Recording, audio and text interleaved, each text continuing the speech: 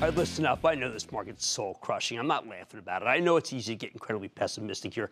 I'm far from sanguine myself. But on a day like today, it's important to remember that the stock market has been an incredible engine of wealth creation over the long term. Obviously, it doesn't help you much on a day like today. You probably even hate me for saying it. But eventually, we will get through this. And when we do, I don't want you to be soured on stocks as an asset class that you miss the move. Why do I believe in the market long term? Simple. Progress. Good old-fashioned ingenuity. Our companies keep coming up with truly incredible things. Things that change nearly every aspect of our lives. Think about the rise of these virtual assistants, the Siri, Alexa, Cortana, and now Bixby from Samsung. This technology is incredibly useful and convenient for all sorts of things. From asking simple questions like, hey, what was that score of the Rams-Chiefs game? How about that last night? To scheduling, to note-taking. Heck, last night I told Siri to wake me up at 3:30 a.m. this morning, and she did as she was told, much to my wife's chagrin.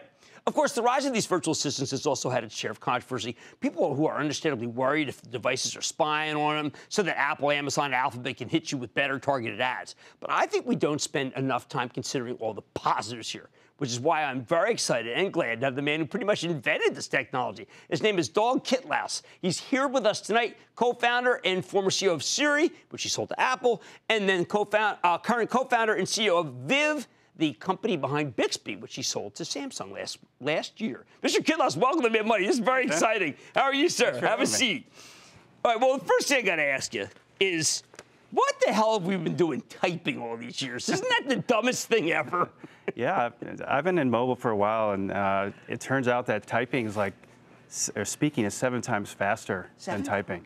So and that's won't we laugh one day that we typed? Yeah, I think so.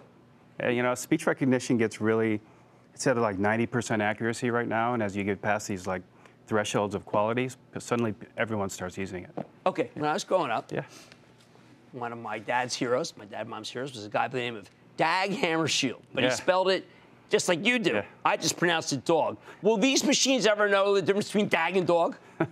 Eventually. Actually, Siri actually lets you teach the contact names in your own contacts list how to pronounce it. Really? Yeah, so there's a functionality in there that lets you actually do that. Now, was that something you put in Siri? No, came after me. Are you happy with what they've done with Siri since you invented it? Yeah, so on the positive side, it's a lot faster. The speech recognition's gotten a lot better. But they dropped the ball on a couple things like opening it up to third parties. So I think this whole thing becomes a lot more interesting. You gotta explain that to our larger audience. Yeah. So Siri today is sort of and assistants in general are used in sort of a very basic way, setting reminders, setting alarm clocks, right? Yeah. Right? But when you open that up to like a third-party ecosystem like the App Store did, so imagine 2007, iPhone launches, it's got about 9 apps on it, but this is like weather and stocks. Right. 9 months later, they open the App Store. Now you've got millions and millions of apps that change the world. So we want to do that with AI and with assistants, so that becomes a much more important part of your day. Okay. Yeah. Well, how about the other one? How about Bixby? Yeah, so that's exactly so we just launched this week, the Samsung Developer Conference, a new set of tools that let third parties come in almost like a Wikipedia-like way. So anyone can add new things to Bixby.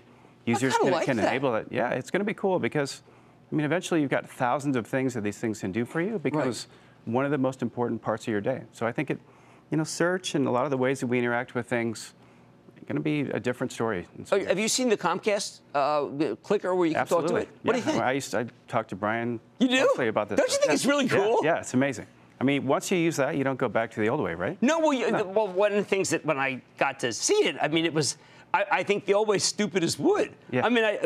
Candidly, I just say put on Jim Cramer's Mad Money. It's like, it goes on. And, I don't know, I have no idea why it's one of those things where it's like, I would never go back. Yeah, exactly. But let me ask you about the privacy concerns. For instance, my lawyer friend is convinced that Alexa's listening to everything he's thinking, everything he's saying, and he does a lot of stuff that's privileged and confidential, and is afraid to have Alexa in the room. Right. Well, I get that question a lot.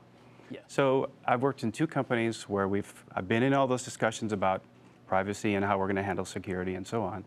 And the reality is that it's not listening to everything you're saying and recording it. It's listening for wake words. So, hey Siri, Oh, right. It's called a wake word. How about when I say, are you serious? And she wakes up on the set, and everyone says, turn your phone off. Yeah. But that's like they get that wrong, right? Yeah. Well, it's trying to, there's a functionality to make it hands-free, basically. So you came up with this, you.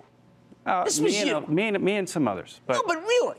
I mean, this idea changed the world, I think. I mean, I don't use it. See, I'm old, so I don't use it for nearly the things that my kids do. Right. I always feel stupid that they can have it do things. I need to have basically tell me what the future holds so I know what to do. Tell me. I mean, will it be that I can ask you, say, listen, I take me somewhere in my self-driving car? Yeah.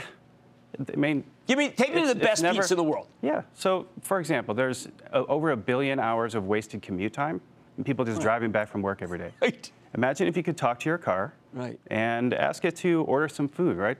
Give me some Grubhub and have it arrive 10 minutes after I get home. That'd be perfect. Or shopping for gifts. That would be just shopping what I want. for gifts, right? For the holidays. Absolutely. And you could say, hey, send my dad the latest Steve Jobs biography at his house in Michigan. And this is going to happen. Yeah, it's absolutely going to happen. You're cool, man. Yeah. You can come back anytime you want. All right. I'm not kidding. That's Dolan Kitlaus. He's co-founder and former CEO of Siri and the current co-founder and CEO of Viv, which just came out with Bixby. Mad Money's back after the break. Booyah! Jim Cramer here from Mad Money. Thanks for watching CNBC on YouTube. Click here to subscribe and get the jump on my exclusives with CEOs, plus market news, investing advice, and a whole lot more.